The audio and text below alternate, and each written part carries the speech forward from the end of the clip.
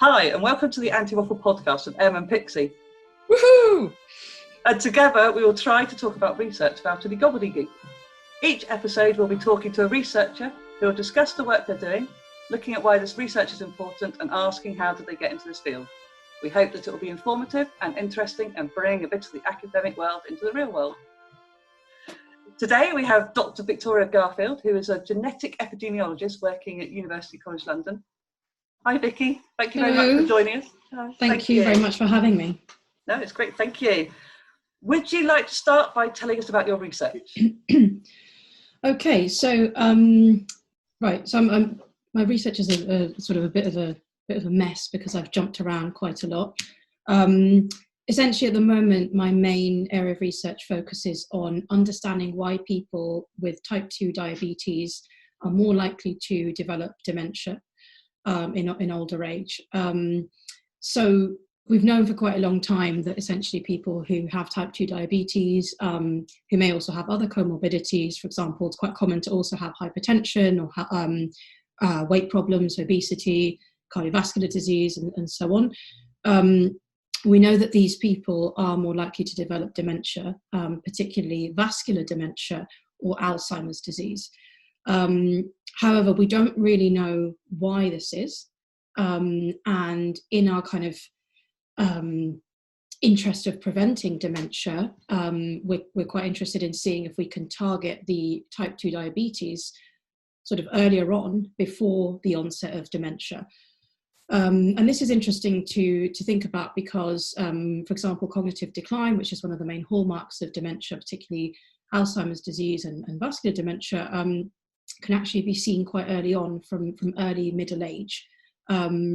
So I'm quite interested in understanding what the mechanisms are behind this relationship, which we really still don't know. And I'm also quite interested, one of my main work focuses, and that's why I'm a genetic epidemiologist and not just an epidemiologist, is to understand, using genetics, using DNA technology, whether these relationships might be causal in nature. So you may have often heard of the phrase correlation does not imply causation, which is often kind of thrown around, and that's because sometimes there's a misunderstanding that if you see a correlation or an association between two things, so for example in this case a health problem and another health problem, or a risk factor and a health problem, that we think one thing causes the other, but that's not necessarily the case, and there might be other factors that might actually lead to that health problem. So I use genetics, I use DNA to try to understand whether these relationships are actually causal. And this is only one way to try and understand causality, but I think it's quite important to try and understand whether something causes another health problem or disease. And I also do a little bit of sleep research as well, partly in relation to things like diabetes and cardiovascular disease and mortality, obesity, and that's partly because my previous research was around sleep. So I still dabble a little bit in sleep research as well. Interesting. So, because this is particularly interesting to me because my mum has diabetes and she has, I think it's type 2, no idea.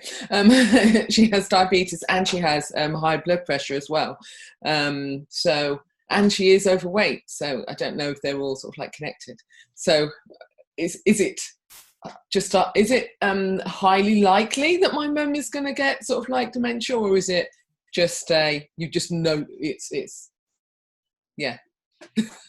So I wouldn't be all doom and gloom and say highly likely, but we know from decades of research that kind of an interesting paper, for example, that came out looked at this kind of thing that you're asking about, which is where if people have 1 or 2 or 3 cardiometabolic risk factors, how does that affect their cognitive function and risk of dementia? And we know that the more of these things you kind of collect, the higher your risk. Right. But there are other things here at play. So obviously, to a lesser extent, genetics, and this is something I get asked quite a lot, obviously, is it all genetic? And as always, it's a combination of genetics environment, so nature and nurture, and none of these things are hugely genetic. So yes, there is increased risk, but it also depends on what other things your mum does. So for example, there are lots of things that are modifiable. So it is possible to change your weight, for example, and then if you change your weight, we know that the majority of people who lose weight, their diabetes can improve, and the hypertension as well, and things like sleep as well. So getting good sleep, that's really important. Exercise, good diet. So lots of these things are actually very, very modifiable. So it's not all doom and gloom or determined by genes or so. Sorry, so I didn't want to make you diagnose my mum's like No. It's a really good question. I mean, it's obviously concerning because these things kind of, they're more common as we get older. But like I say, largely a lot of it is modifiable. And it's quite like your mum does have type 2 diabetes if she was diagnosed as an adult or, in middle-age. A few years ago. Yeah, so it's quite likely to be type 2, and that is, it can be changed. And all of those other things can be as well, obviously depending on the circumstances and how easy that is to do as well. Okay. With your research, what you're looking at is to make sure that it's not like one of the factors isn't the thing that's causing the other factor, that it's just to see if it's more of a coincidence or if there's a back causality or something that's causing it, that's causing that one arm of the disease or one arm of a condition that's the same thing that's causing another arm of the condition, but not necessarily them both. Is that what you're saying you're looking into? Kind of. I mean, it's as complicated as you've just put it. So it could be that, for example, you think you're looking at a direct relationship between, whether type 2 diabetes is linked with increased risk of Alzheimer's disease. But it could be that something that's associated with both Alzheimer's disease and diabetes is maybe the underlying cause or third factor or confounding factor, as we call it in epidemiology. So those are the things that kind of cause you problems to try and disentangle whether one thing directly causes another. And it's a very, very common problem in observational epidemiology and lots of other disciplines. And one of the issues is that you can never, we would maybe, if I'm doing a study on diabetes and dementia, then I might go, okay, so what other things should I be accounting for while I'm looking at this? So it could be BMI, age, sex, ethnicity, deprivation, income, lots of other things that, will be kind of in that kind of really complex relationship. And one of the issues that we have is that we can only ever include what we've got collected in our data, and it's never a fully exhaustive list. So what we'll do is go to the previous literature and look for clues of what we should be including. But sometimes there are things like diet, for example, which are really, really hard to measure properly.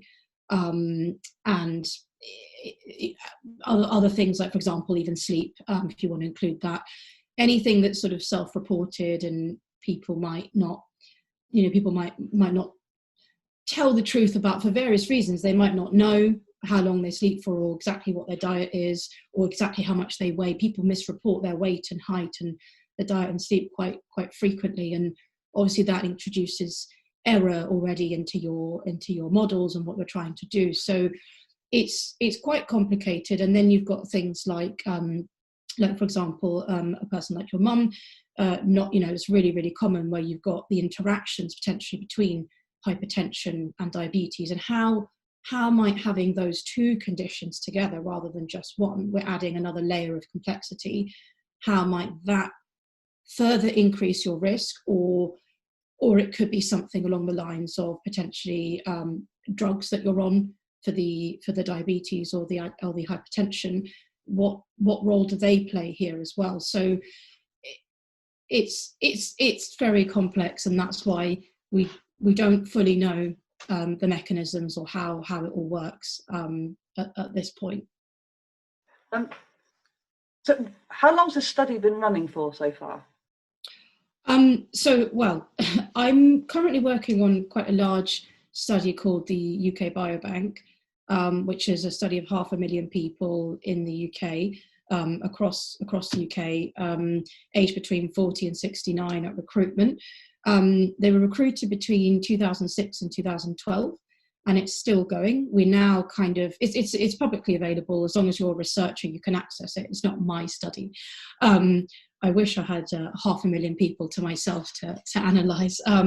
So, you pay a small fee and you can access the data. And the great thing about the resource is that obviously these people have been followed now for various years.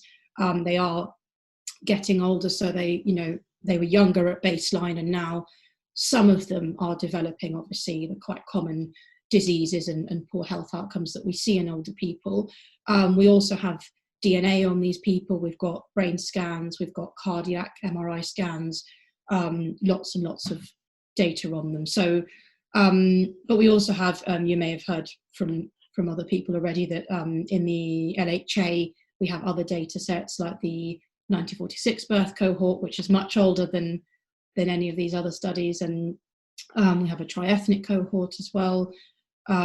So multiple different studies that have been running for a long time and give you, it's usually trade-off between the number of individuals that you can analyse, which you need large numbers of individuals to draw some really firm conclusions, particularly using things like genetics, and a trade-off with sort of how good the measures are. So, for example, you're better off having, let's say, I don't know, objectively measured things than self-reported, whether that be for diabetes or hemoglobin, cholesterol, cardiovascular disease, sleep, BMI. Again, people are going to misreport their height and weight, and then your BMI is probably not going to be as accurate as it could be. And does it have an end point for the study? Are you going to be monitoring these people for, I say forever, not that you can, but is it ongoing? Yeah. I mean, I'm not entirely sure, because, like I say, this is it's a public resource, and in terms of the UK Biobank, I think they're still collecting data as people are aging, but obviously these things depend on funding, and having the funding to keep following up these 500,000 people as they get older. So I'm not sure what the end date is at the moment. I hope that they'll keep following them up so that we can get more and more data and understand the aging process in more detail. And it's really valuable to have a large cohort where you have all different types of measures from people. So I'm not sure, but I hope that I've got more work to do, and that it doesn't end anytime soon.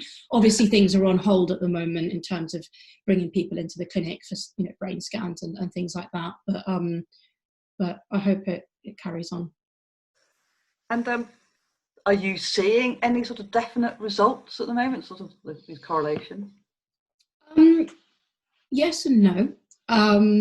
So I'm currently just finishing up 2 projects that are likely to be published really soon, sort of 2 parallel projects. One which is using the sort of classical epidemiological data in the UK Biobank, and what we were interested in was to look essentially to see whether you can already see signs of higher risk of dementia or poor cognitive function or higher cognitive decline in people who are not diagnosed with diabetes, but, for example, are in the kind of pre-diabetic phase. So they're almost sort of tipping into the hemoglobin levels that they will be diagnosed with diabetes. And we were interested in looking at that, sort of how early on can you see those things. And we've got some interesting results around that we're about to publish. And then a parallel project which we use genetics on these people, and I tried to understand, okay, so is what we see here, is this likely to be causal, essentially, and using the methods that we've used in that paper with some genetic epidemiology methods, we haven't found a huge amount of evidence for causality. However, that's not, this is one of the first studies to use these particular methods with these specific measures. So I wouldn't be sort of saying that this is totally conclusive, because we need to look at other things. We need to, for example, the people that I used, about 350,000 people from the UK Biobank, largely white British. So another step for us is to look in the African Caribbean population we've got data from, and the South Asian population. These are the kind of two largest ethnic minority groups that we have DNA on, and lots of other measures. And we're interested to see whether those results are also applicable in these groups or not. And that's important because also South Asian people have much higher risk of diabetes, which I know you've heard about a bit before. So we've got some interesting stuff coming out, but I'm never sort of keen on saying, "Oh, that's it now. Science is done." We've got all the conclusions. There's a lot more work to do. Luckily for me, it's a really, really complex area when you're looking at things like cardiometabolic disease and the brain and the connections between the two. Really, really complex, and lots more to do. So I have a question. So when you're saying you're looking at the data, so you can only determine the causality or what the cause is by volume, isn't that right? Or because there's no way, you're not going in and saying, okay, well, look, this is what's happening. If we take this away, does it still happen? Do you get what I mean? Like, how do you work out what the cause is by looking at the data? Okay, so have to get a little bit technical, but so there's a whole area of like causal inference, basically people who are interested in looking at causality, and then the rest of us look at things like correlations and associations, and there are different ways to look at causality. One of the most ideal ways is to have obviously a randomized control trial, where you essentially allocate people blindly to the control or experimental group, and then they have to be sort of identical at recruitment, other than that they're in the two different groups. One gets the treatment and one doesn't, and then those results will sort of tell you that the what you see is because of the manipulation that you've done in your experiment. However, that's quite difficult to do and expensive. So there are other methods, and one thing that we do is you've got to have a predefined hypothesis to some extent, right? So you were asking, okay, so how do you know what to look at and what might be causal and what might not be? So we know fairly conclusively that people with diabetes are at higher risk of dementia. That's something that we pretty much know. We don't know how or why exactly, or what the mechanisms are, or whether this is causal. So with one of the methods that we use, you would use essentially measured DNA in the blood for the 500,000 people. In this case, it was about 350,000 people. And you can infer via using DNA whether one thing is causal on another. So I'm trying to put it as non-complicated as possible, but one of the reasons is that DNA is obviously biological material, and it's quite unique, and it's not something that is measured in the same way as, say, BMI or sleep or diabetes. So it's quite separate. And another thing is that we are born with our DNA, whereas unless you're very, very unlucky, you're largely not born with any of these health problems.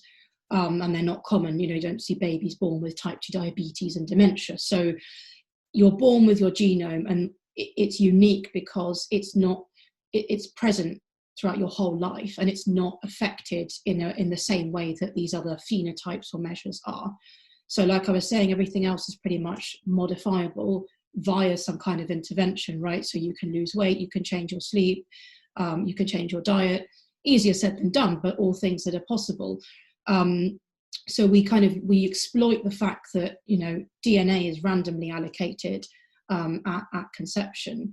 And we use that to as a sort of proxy for our exposure of interest. In this case, it would be diabetes. So essentially DNA measures or variants that are linked to diabetes, again, from the literature. And we use those to try and understand whether this relationship with dementia might be causal. And that's a sort of straightforward way of putting it. This is a method that's, it's called Mendelian randomization, and it comes from, exploiting one of Mendel's laws. So, it comes from stuff that we learnt in biology at school.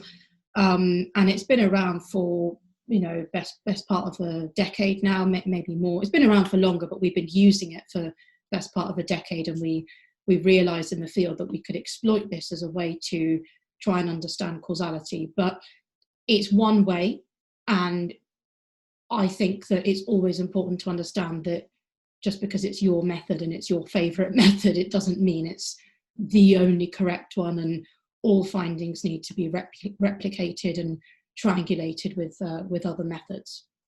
How did you get onto this research? Where did you start from and decide that you wanted to do this area? I mean, I guess my story is a bit of a mess, but I quite like to tell it because I don't know, not to be sort of inspiring or anything, but I'm not the traditional science person. So long story short, I didn't like science at school very much. I wasn't very good at science. I was very into humanities. I grew up mostly in Uruguay. My mum's from there, and I moved here when I was 18 to go to uni, and I was dead set on a degree in law, and I wanted to be a barrister. So I've always been very, very interested in sort of, murder and serial killers, and the brain. The fascination with the brain started in that way. I was very good at history at school, and then I went on to do sort of philosophy and sociology and literature at kind of baccalaureate level. I wasn't very good at maths, so I never even imagined that science would be something that I would be doing. And then I basically stumbled upon a A-level psychology textbook many, many years ago. I think it was 2006. So I just moved here the year before, and I was looking for, law degrees to do. And I just found this psychology textbook in the local library, and I just started reading it, and I loved it. And I just said to my parents, I want to do psychology. And that's what I did, degree in psychology, a master's in research methods and statistics, but largely around psychology. But I knew that I was beginning to be interested in genetics, in the link between sort of genetics and the brain.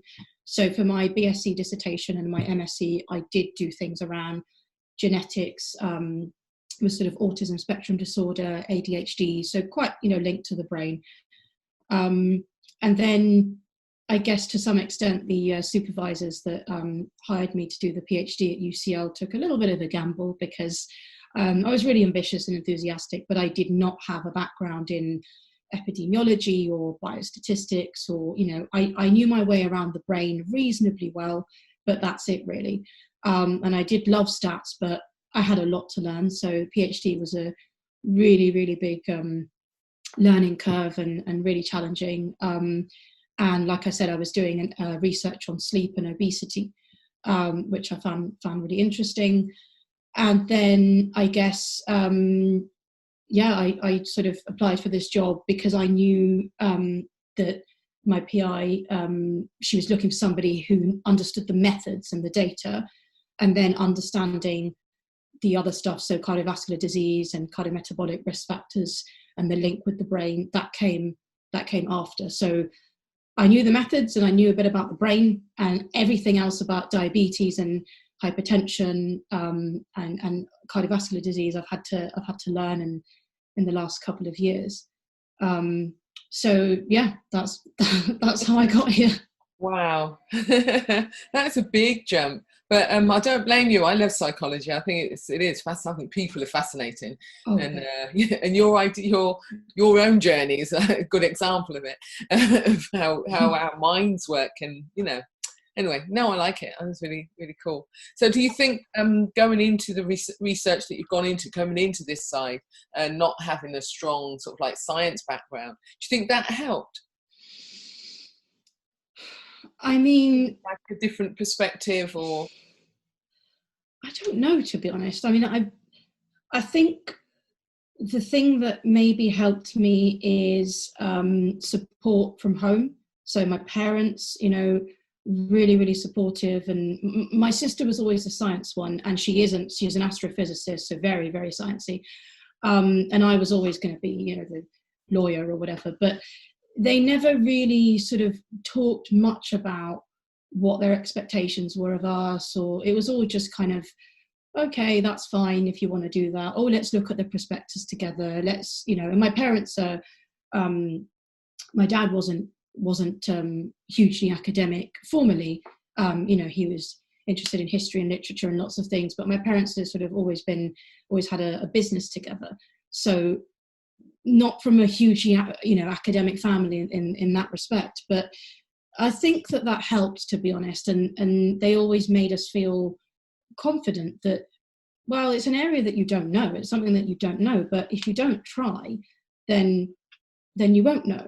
So I think for me, you know, my husband always says, well, you just try, and then, you know, if it doesn't work out, then it's fine. But I think that confidence and that support from home was probably what helped me, because it was really, really, really scary the first day at UCL for the PhD. I was terrified. I was like, what am I doing here? This isn't for me. A PhD in genetic epidemiology. This isn't me.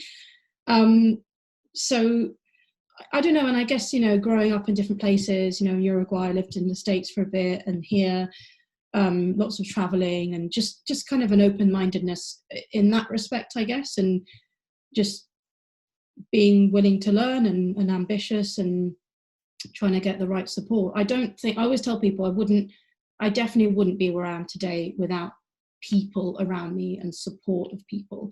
It's not oh, look, she's a genius. It's not that story here. It's not. It's hard work. You know, it's blood, sweat and tears, and it's years of dedication. I am no genius, trust me. Yeah, and not afraid to fail. I think that it seems like the key thing. I think that's what stops a lot of people from actually achieving anything, is that they're scared to try because they're scared they're going to get it wrong. And absolutely, and I have got it wrong. I have got, you know, I've got things wrong along the way, and, you know, mess some things up, but, you know, usually come clean about it, and then you know, get some help or support. And yeah, and I just think it's, you know, I sometimes do things like go into schools and speak to young people, and I always say I'm not a natural scientist. I wasn't really excited about science at school. This is a new thing for me. You know, it's the last 7 to 10 years, if anything. So I think, well, it just sort of means that if you have the other stuff that I had, and not everybody does have that, you don't need to have everything in place to succeed in this way. But for me, it was the personal stuff that really helped me, I think. I think it's really inspiring. It's incredible. And it's that resilience and just trying. But that's what science is as well, isn't it? You know, the failures as Absolutely. well. You find out things, and I think it's wonderful. Yeah, you could be anything. So it's a... Yeah, I think so. Vicky, if you could sum up why your research is important, could you do that for us, please? Okay, so, right, let me think. So we know that by 2025, about 5 million people in the UK alone are likely to have type 2 diabetes. And if we know that type 2 diabetes is a big risk factor for dementia, then, you know, and we know that there's about 1 million people in the UK now with dementia. So I think that really understanding the relationship between these two, like I said, and whether these, you know, one thing causes the other or vice versa as well. I think if we can understand how this relationship works and any mechanisms behind it, then we may be able to intervene earlier and, well, hopefully stop this many people from having diabetes and then obviously going on to develop dementia. And it's similar with hypertension. hypertension is present in about 30% of the UK population at the moment. And if we know that there's an interaction between the two, or we want to find that out, then I think that this is, these are very common diseases, very common things that we're talking about. Dementia, unfortunately, now is more common than we know. And this is just the diagnosed as well. And these are just the numbers for diagnosed diabetes, dementia, and hypertension. There are lots of people who are undiagnosed, and we're even seeing that in our data. So I think that it's quite obvious that anything that leads to brain damage, or obviously diabetes and hypertension also lead to cardiovascular disease, earlier mortality. I would hope that people can see that it's really urgent, and it's really important to understand what's going on here. Thank you, Dr. Garfield. Thank you very much for your time, and thank you very much to everybody for listening. We'll put up links on our website and our Twitter account, which is at Anti-Waffle. Please do get in touch, as we'd love to hear from you. Bye. Bye. Bye.